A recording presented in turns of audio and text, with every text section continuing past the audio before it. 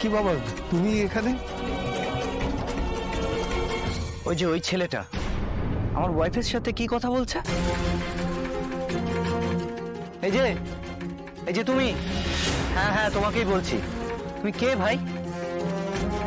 আমার বন্ধু। কোনো সমস্যা?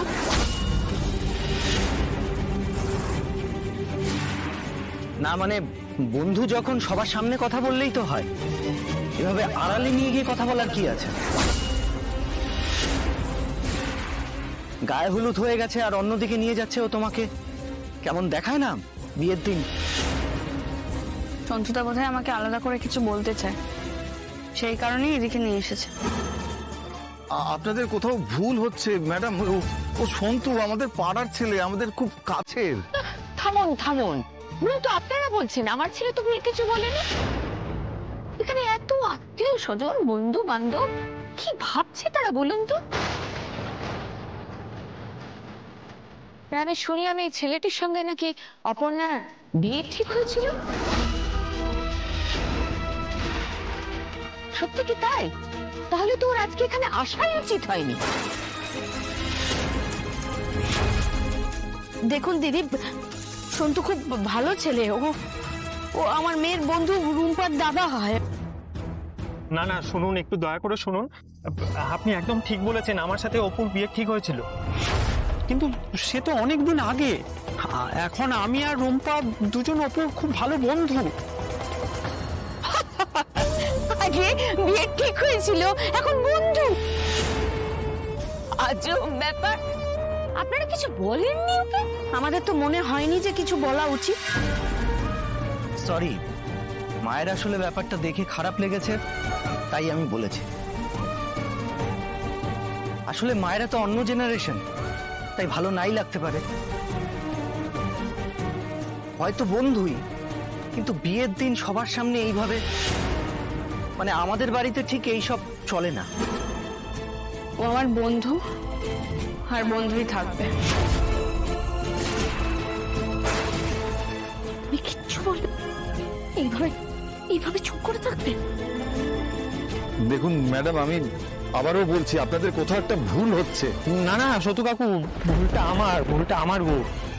আসলে আমারই এখানে আসা উচিত হয়নি, জানো তো।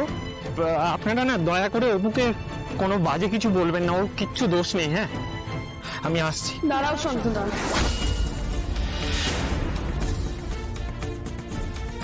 তুমি কোথাও যাবে না। মানে? অপু, চুপ করে যা। আমি ওর সাথে আর একটাও কোনো কথা বলবো না। তো প্লিজ সন্তুদাকে আপনারা এখান থেকে যেতে বলবেন না। না না অপু, এত ব্যস্ত হোস না রে। আমার মনে পড়ে গেল, আমার একটা কাজ আছে, বুঝলি তো। আমি কাজটা বরং সেরে আসি। আমি আসবো, আবার পরে আসবো। আসি রে অপু। সন্তুদা দাঁড়াও। এরকম করিস না বাবা, এরকম করিস না, বুঝতে তো পারছিস সব। সুমিকা, কি এর থেকে তো ভালো অপুকে আমার সাথে বিয়ে দিতে পারতে। আমি অন্তত ওর ভালোবাসার মানুষটার কাছে পৌঁছে দিতাম। এইভাবে অপুকে আমি শেষ হতে দিতাম না। ওই মানুষটি ওখানে দাঁড়িয়ে আছেন, চাইলে অনেক কিছু করতে পারতেন, জানো তো। এখানে না চাইলে এক্ষুনি লন্ডভন্ড করে দিতে পারতেন, করলেন না, করবেন না তোমরা। কিন্তু আমি এভাবে কি করে চলে যাবো মা? কি করে চলে যাবি মানে? যেতে হবে তোকে। নিজের জীবনটা আমি তোকে এইভাবে শেষ করতে দেবো না অপু, কিছুতেই না। মা আমি না আমি কিচ্ছু শুনতে চাই না, কিচ্ছু শুনতে চাই না। তুই চলে যা অপু, তুই চলে যা অপু। মা আমি চলে যেতেই পারছি তো, কিন্তু বাবা আমি বুঝি নেবো। আমি আছি তো, মায়ের উপরে এইটুকু ভরসা না। আমি তোর বাবাকে ঠিক বুঝিয়ে নেবো। তুই বুঝতে পারছো না, যদি ভালো মন্দ কিছু হয়ে যায়? কিচ্ছু হবে না অপু, তোর বাবা। শুনেছি শীতের সিঁদুরের নাকি অনেক চোর। আমি আমার শীতের সিঁদুরের চোরে চোখের দক্ষিণ দুয়ার থেকে হলেও তোর বাবাকে ফেরত নিয়ে আসবো। শুনবো সারাটা জীবন মেয়ের কি হবে না হবে, কোনটা ভালো কোনটা মন্দ, সব উনি ঠিক করে এসেছেন। আর এবার তোর মা ঠিক করবে। মা তুই পালা অপু, আমি বলছি তুই পালা। আমি বুঝতে পেরেছি অপু, কেউ যদি তোকে সুখী করতে পারে সেটা একমাত্র আর্য স্যার, আর কেউ না অপু, আর কেউ না। আর কারো কাছে কি তুই সুখী হতে পারবি না রে মা। তুমি? হ্যাঁ অপু, আমি আমার মেয়ের সুখ, তার ভালো থাকাকে এক ধাক্কায় শেষ করে দিতে পারবো না। আমি অনেক কিছুই পারি না, কিন্তু তুই জানিস অপু, তোর মুখ্য সূক্ষ্ম মাটা এটা পারবে, এটা পারবে। আমি তো একটা মা, একটা মেয়ে, একটা মেয়ের কষ্ট বুঝতে পারে অপু। আমি বুঝতে পেরেছি, আমি বুঝতে পেরেছি।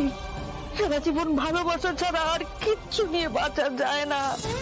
অন্য কেউ পারলেও তুই পারবি না অপু, তুই পারবি না, কারণ তুই আমার মেয়ে। আমি জানি তুই ওই মানুষটাকে কতটাই ভালোবেসেছি। যা অপু, যা, নিজের জীবনটা বাঁচা অপু। একটা মানুষ সারাটা দিন রাস্তায় দাঁড়িয়ে আছে শুধু তোকে এক ঝলক দেখবে বলে রে। আর কত অপেক্ষা করাবি তাকে? যা অপু, যা, তাকে গিয়ে বল তুই আসছিস তার কাছে, তুই তার কাছে আসছিস।